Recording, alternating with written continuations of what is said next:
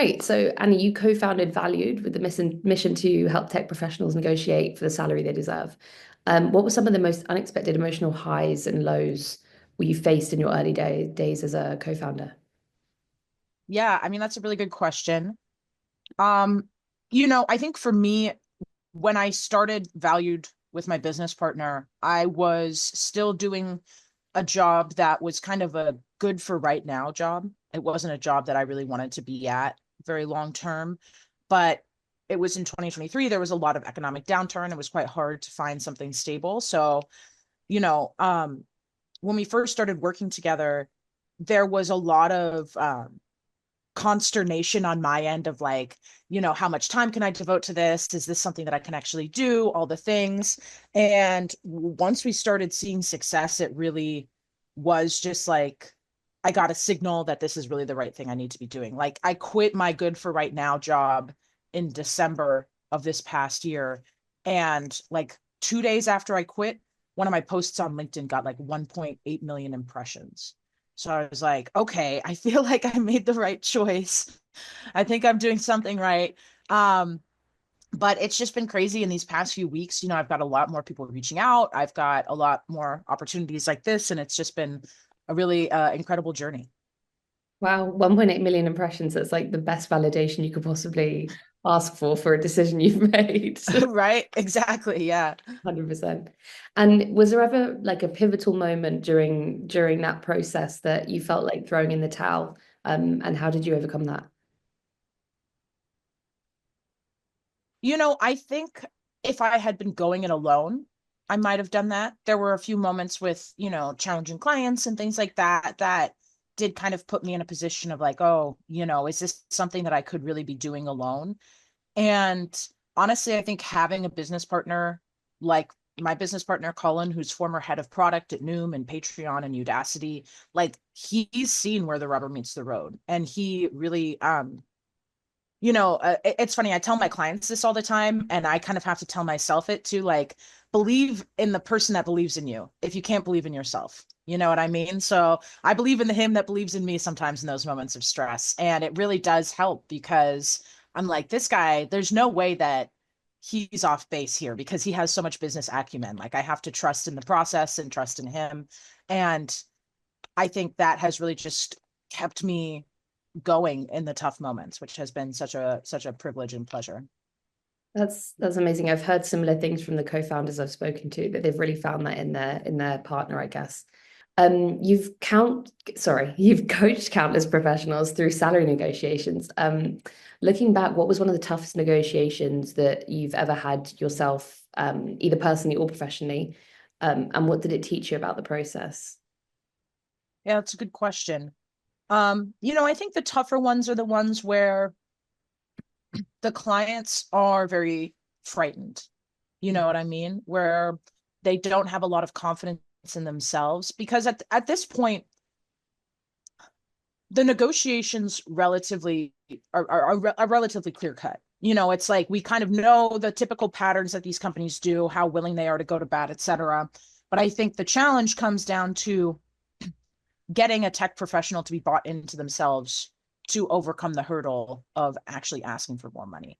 Because I think the biggest enemy in a negotiation is always our own, inner saboteur telling us that we can't, right? And it's been interesting. Like this job is such an intersection of so many things. And I think one of the big intersections is kind of like a counselor or like a career therapist or something like that. But what my goal is to hold up a mirror to these very talented tech professionals and be like, hey, this is what I'm seeing. And I think you should see this too, because I think you're actually a really desirable candidate and you don't really need to be frightened of doing this. But it can be quite a challenge, especially when people are, after a long job search, it's very easy for folks to become, vulnerable and feel burned out and in just like doubting themselves and the value that they're adding, especially when, again, this rejection, being told no over and over again, can really get in your head. And honestly, whenever a client really opens up to me about that sort of thing, it really feels like a gift on my end. And like, I feel like it's very brave to be vulnerable with someone that maybe you're just starting to work with or getting to know. And so I feel like when people are open with me like that, it's like we're getting to the crux of the problem here. Right. And if we can address this, then we can move forward and accomplish anything. Funny, it really does sound like part therapy session. It's Yeah, definitely. self-doubt. Yeah, yeah, 100%. I guess in that exact realm, like how is knowing your value linked to your ability to negotiate for yourself?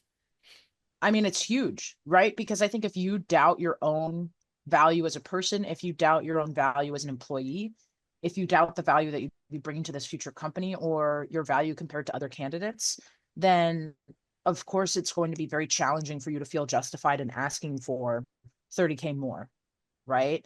And I think especially in this market where there's so many candidates out there desperate for work, like legitimately desperate for work. I think it's like 60% of the job market in the tech space are unemployed individuals, right?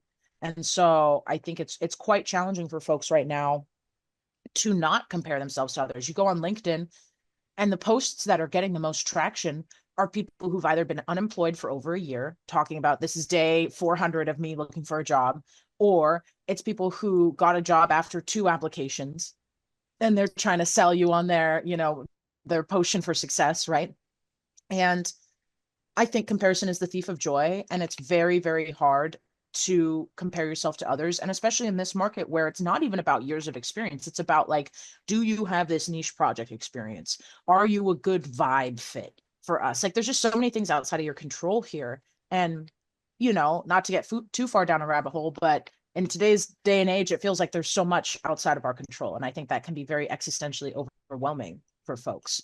And then when they're putting themselves in this position of risk, they're like, why would I put myself further in a position where there's things outside of my control? Mm. Right.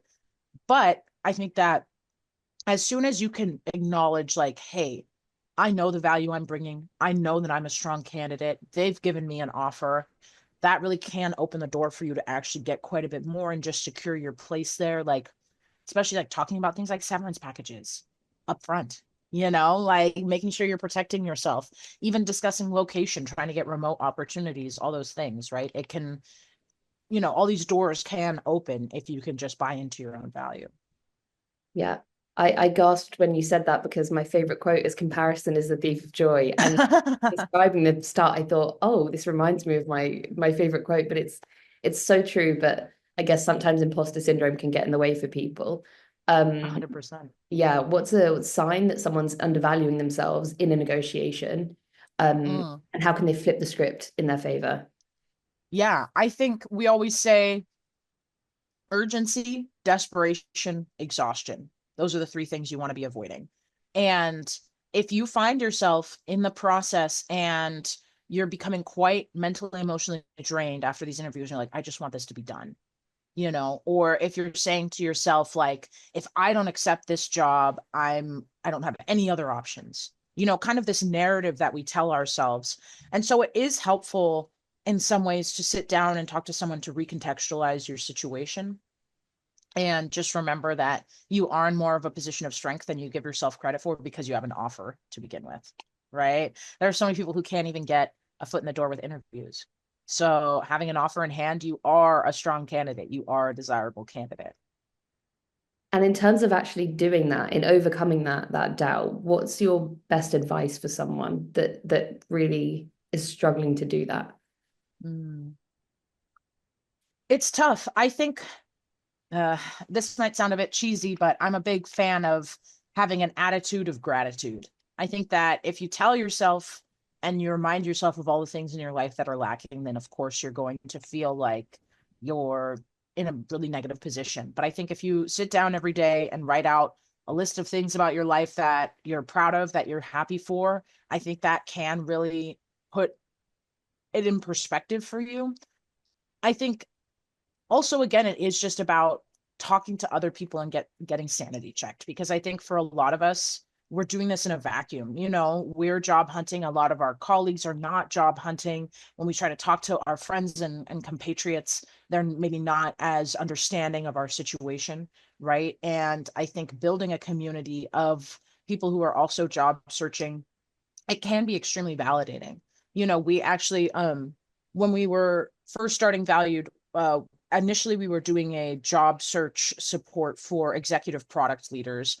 We've kind of sundown that a little bit more and focus more on negotiation. But in doing so, we had a community built of product leaders in a Slack channel. And what we found was that these product leaders are some of the top in class folks, and they were really struggling with their feelings of value because of, the job search troubles. And so creating that space, it's been amazing to see them support one another and start to get traction on opportunities. And it feels like once one of them begins to have confidence, that confidence starts to spread a little bit more, if that makes sense. It's like, well, if Paul can believe in himself, then I want to believe in myself. And if Jane can believe in herself, that sort of thing, right? Yeah, confidence is contagious, I guess. Yeah, definitely. And I guess away from self-doubt slightly, what are the other biggest mistakes that you see people making in negotiations? Yeah, I mean, that's a great question. And I think especially for folks in the EU, a lot of times it's telling people what you're currently earning or sharing some details about what comp you're looking for before you get an offer. We have to remember that's what's not negotiable now becomes negotiable once an offer is given. And these companies are looking for any excuse to weed you out of the process. So we really want to make sure we're not calling out a number until we're really ready to counter, until we have a good sense of what comp can be offered here. And also just remember that like when you give a recruiter an inch worth of information, they will try to get as much out of you as you can, right? Even sharing like, oh, I'm walking away from like 20K of unvested equity. The recruiter might demand that you share screenshots of that stuff. Like I've had people be asked to share screenshots of pay stubs, right? And like the thing in the United States is that that's technically illegal for them to do that. Doesn't stop them, right? But there is a huge amount of power in I'm not comfortable sharing that, Mm. holding a firm boundary there, right? Such a simple line, but I can imagine very powerful in these contexts. Yeah, Um, definitely. and I guess just to finish off, what's something most people think is true about negotiating, but that in your opinion is completely wrong? Hmm.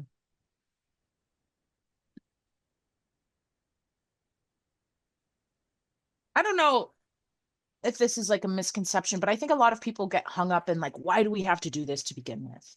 Like, why companies just shouldn't be doing this? They should just be giving you an offer outright. And it's sort of like, well, yes, but they are playing this game. So don't you want to know how to play it correctly? I do also think too, some people have this belief of like, if I go online and I see a data point online, I can just call that out. Hey, I saw, you guys can offer like 600K on levels.fyi. And the company's going to say to you, well, people can lie on the internet. Right. And so go get us an actual counter offer. And it just is not specific enough to your situation. It's also honestly kind of heartbreaking. I see a lot of people try to leverage things like, hey, my mom is really sick right now, or I'm about to have another kid, or I need to help get my kid through college, or whatever that looks like. And companies just do not care. And it's a shame because those are genuine, real reasons to need more money, but companies don't care. It's just not specific enough to your situation. It has to be what other companies are you talking to? What compensation are you expecting to be offered there?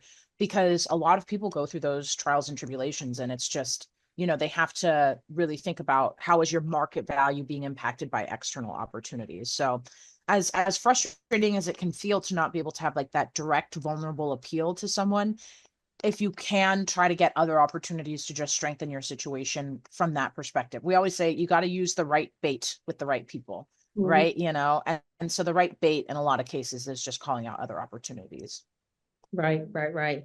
Amazing. And for people that are really interested in everything they've heard and want to hear more, where can they find out more? Would you have any upcoming events, webinars, resources? Yeah. Great question.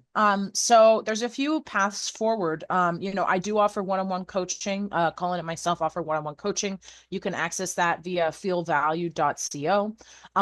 And we're always happy to set up a free 30-minute consultation call with folks who are upcoming on offers. But we are also doing a negotiation course, and that will be happening on the platform Maven. Those course days will be April 12th and 13th. So that's a Saturday and Sunday. But in the meantime, we have quite a few webinars coming up that are for free that people can attend to gain context. We actually just did one yesterday about how to handle comp expectations. But next week, Wednesday, the 26th at 11 a.m. Pacific, we're doing a free webinar via Maven on just like mock negotiations, getting some practice with me and Colin. And then the following week, we will be talking about sorry, I think it's startup offers. Startup offers is the one on Monday, March 31, excuse me, and that'll be at 9 a.m. Pacific. So earlier times for some of our European folks. So hopefully they'll be able to attend. But that'll be talking about negotiating with startups and privately traded companies. And then the following week, we're also doing a lightning lesson on Tuesday, April 8th about big tech companies. So we're talking about a lot of stuff, got a lot of free content coming out. And also if folks keep an eye on my LinkedIn page, I will be sharing some discount codes and whatnot for the course as we get closer. Amazing.